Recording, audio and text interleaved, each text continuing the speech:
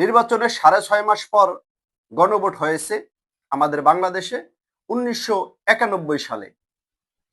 নির্বাচনের পর সংসদে সংবিধানের দ্বাদশ সংশোধনী আনা হয়েছিল, কিন্তু রাজনৈতিক দলগুলো ঐক্যমত না পৌঁছতে পারার কারণে সংসদে সিদ্ধান্ত নেওয়া হয় গণভোটের যে সংশোধনী আনা হয়েছিল গণভোটের জন্য, তা ছিল রাষ্ট্রপতি সাংবিধানিক রাষ্ট্রের প্রধান থাকবেন, কিন্তু প্রধানমন্ত্রী হবেন নির্বাহী প্রধান। সংসদ কর্তৃক রাষ্ট্রপতি নির্বাচিত হবে, উপরাষ্ট্রপতি পদ বিলুপ্ত করা হয়।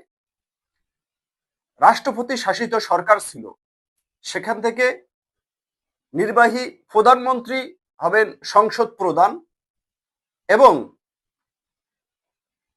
সংসদ কর্তৃক রাষ্ট্রপতি নির্বাচিত হবে।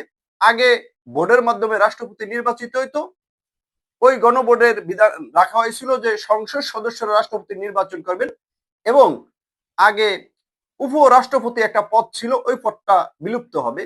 এই বিষয়ের উপরে সংসদে যখন রাজনৈতিক দলগুলো ঐক্যমত পোষণ করতে পারেন নাই, তখন সিদ্ধান্ত হয় গণভোট হয়। ওই গণভোটে 84.38% ভোট পড়ে হার পক্ষে, এই দ্বাদশ সংশোধনীর পক্ষে। 15.62% 6.2 নার পক্ষে। এই যে গণভোট হলো নির্বাচনের পরে, তাতে কি হয়েছে? সমস্যা তো সমাধান হয়ে গেছে।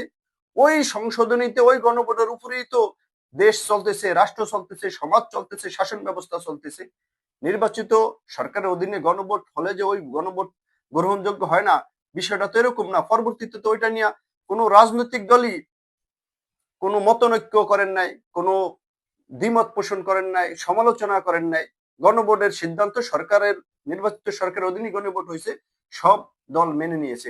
এখন সমস্ত রাজনৈতিক দলগুলো যদি কিছু বিষয়ের উপর ঐক্যমত করেন, যেরকম 48টা বিষয় ঐক্যমত পোষণ করেছেন, যথারীতি নির্বাচন হয়ে যাবে, দলীয় সরকারের অধীনে ওইটার উপরে গণভোট হবে, তাহলে তো কোনো সমস্যা নাই। যেমন লোক প্রশাসন বিশেষজ্ঞ ও সংসদ বিষয়ক গবেষক অধ্যাপক নিয়াজউদ্দিন আহমেদের মতে গণভোট যদি করতেই হয় তাহলে নির্বাচন পরে হলে ভালো হয়।